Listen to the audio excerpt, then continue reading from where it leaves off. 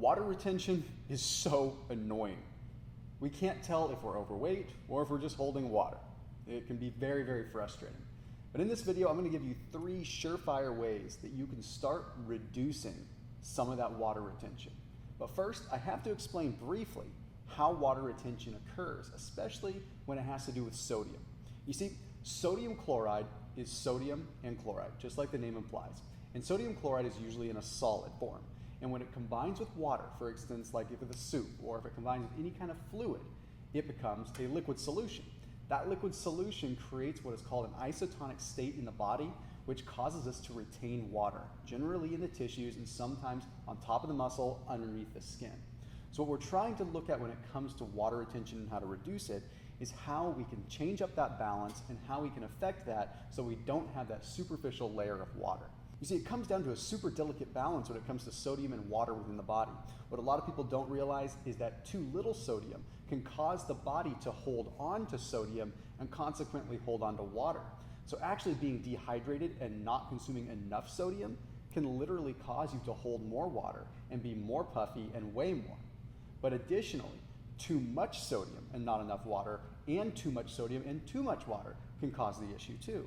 So you see, we have to be in a delicate balance there. So if you've ever had a high sodium meal and you notice the next day you feel a little bit puffy, maybe your face feels swollen, maybe your eyes feel a little bit swollen, maybe you're up a couple of pounds, well, it's generally just that extracellular water that is causing that issue.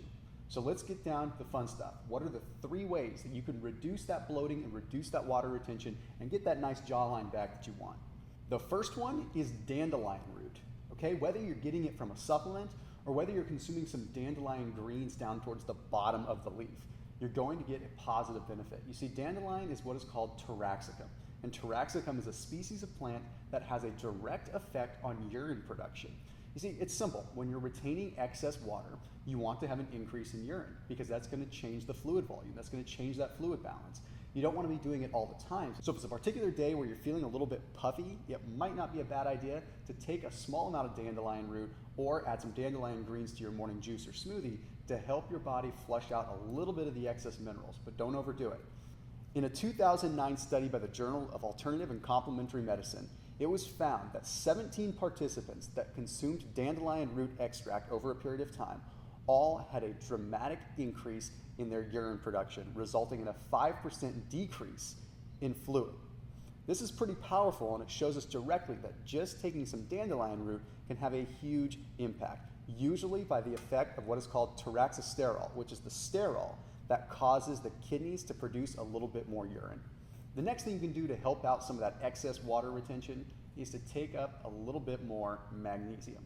Okay, we're talking about the fact that magnesium has an affinity for phosphates in any kind of biological system. What that essentially means is it's critical to helping ATP production, which is our energy powerhouse. Okay, without that ATP, we're not producing energy. But if that ATP is not functioning, that ATP is not being regenerated, we're not having that balance between all the minerals that we need, that balance between the sodium, the potassium, and the magnesium. And that being said, so many people are deficient in magnesium. In fact, it's been shown that only about 25% of the population is actually getting enough magnesium from their diet to begin with. So why do I choose magnesium over potassium? Because most people are getting enough potassium, but not enough magnesium. And we're on average consuming about 3.5 grams of sodium as Americans, which means we have a huge imbalance of sodium, magnesium, potassium. The quickest way to start leveling off that balance is to consume a little bit more magnesium. This last one is one you probably don't want to hear, but to be completely honest, it's for an entirely different reason than you might think, and that's exercise. All right, most people think that exercise is going to be good for water retention simply because you're going to be sweating and you're going to be losing a lot of minerals. But remember what I mentioned in the very beginning of this video. If we have too low of minerals, then our body's going to hold on to those minerals and hold on to water to preserve it in our body. You're going to start creating that state where your body is bloated and holding a lot of water. So it's not the sweating that causes our body to excrete the sodium and excrete the excess water. It's more so what happens when you're actually moving. You see, for example, the actual friction of having your muscle moving against your skin or having your muscle pushing up against water if you're swimming can physically, mechanically start moving fluid out of the tissue and into the bloodstream so that it can be processed by the kidneys and essentially urinated out. So you see, it's more so the mechanical action of moving than it is the sweating. So that being said, in order to get rid of excess water, all you have to do is get moving. Just get moving those bigger limbs like your legs, or if you're gonna do something active, go swimming, something like that where you're actually able to have an additional mechanical effect of the water against your body. That right then and there can make such a huge difference. There's one study in particular that is extremely interesting when it comes to this. Okay, they took two groups of people. One group of people went into what is called the Trendelenburg position. Okay, what that is where your legs are slightly elevated above the rest of your body. Okay, the other group of people did a simple walking exercise. They just went outside and walked for a period of time. What was measured was the amount of edema in their legs, how much water retention was held in their legs. Believe it or not, those that went for a walk had over 30% more fluid reduction than those that were in the Trendelenburg position. That means that literally walking is going to reduce more fluid than hanging partially upside down.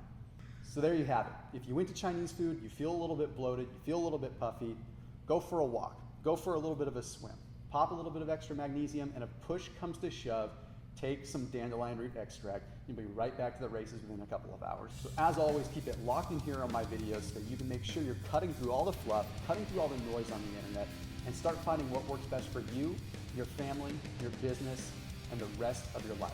I'll see you in the next video.